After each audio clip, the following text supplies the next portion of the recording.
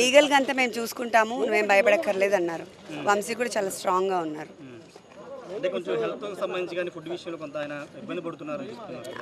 అవన్నీ it will be taken care అని చెప్పారు. ఇంకేం కావాలి చెప్పండి. కేస్ స్టడీ మొత్తం చెప్పేశారు, జగన్ గారు అంతా చెప్పారు. మీరు హైలైట్ చేసుకోవాల్సింది ఏంటంటే ఈరోజు మనం ఈ సత్యవర్ధన్ కేసులో జస్ట్ 20,000 కోసము వంశీ గారు తన్ని కిడ్నాప్ చేసి తీసుకెళ్లారు అని చెప్పారు కదా. ఇప్పుడు ఆ 20,000 రికవర్ చేసుకోవడానికి, ఎక్కడి నుంచి, వంశీ గారి దగ్గర నుంచి 20,000 రికవర్ చేసుకోవడానికి దీనికంటే ఇంకా ఫన్నీ ఏముంటుంది చెప్పండి. అది జరుగుతూ ఉంది.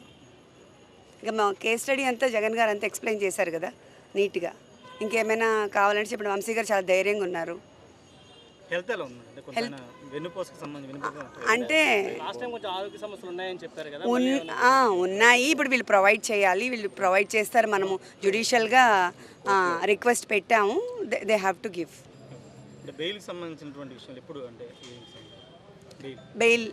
బెయిల్కి మనం రిక్వెస్ట్ పెట్టాము. అదేంటి లాయర్ గారు చెప్తారు, మీరు చెప్పండి. లేదండి, బెయిల్ ఈరోజు యాక్చువల్గా ఎమ్యూనిటీస్ కోసం బెయిల్ పిటిషన్ కోసం ఉంది, నోటీస్ ఇవ్వాలి. నోటీస్ ఇచ్చిన తర్వాత ఇప్పుడు ఈ కస్టడీ పిటిషన్ కూడా ఉంది. ఇవన్నీ కలిపి ఉంటారు.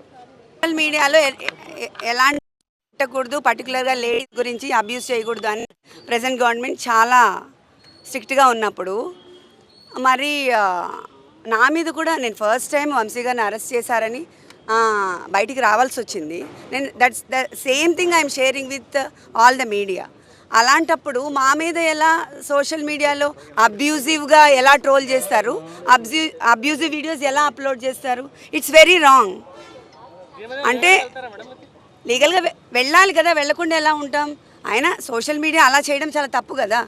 అంటే ఒక పార్టీకి సంబంధించిన వాళ్ళు మాత్రమే ప్రొటెక్ట్ అవ్వాలి, ఇంకా అదర్ సైడ్ పార్టీ వాళ్ళు విమెన్ కాదా? What is this? అలా కూడా చేయొచ్చా? దయచేసి సోషల్ మీడియాలో ట్రోల్స్ ఆపండి, లేకపోతే మేము ప్రైవేట్గా ఆల్ విల్ బి స్యూడ్. అలా చేయడం చాలా తప్పు. మీకు ఏమైనా ఉంటే లీగల్గా వెళ్ళండి, లీగల్గా మాట్లాడండి, అన్నీ చేయొచ్చు.